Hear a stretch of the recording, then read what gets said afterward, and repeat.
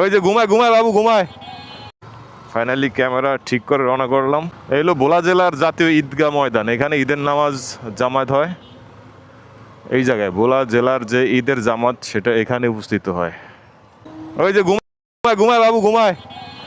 হ্যাঁ রে রে ঘুমায় পড়ে রয়েছে, খবর নেই।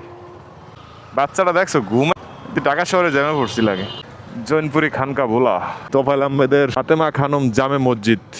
তোফায়েল আহমেদের মায়ের নামে করা না। এই জাদুঘর ফাতেমা খানম বৃদ্ধাশ্রম, বাংলা বাজার ভোলা। তিতি আন্টির শ্বশুরবাড়ি কোনটা? এইটা?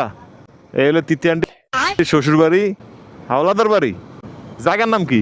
দক্ষিণ জয়নগর। 1 কিলোমিটারের মধ্যে যদি কেউ অসুস্থ হয়ে পড়েন এখানে ফ্রি চিকিৎসা পাবেন।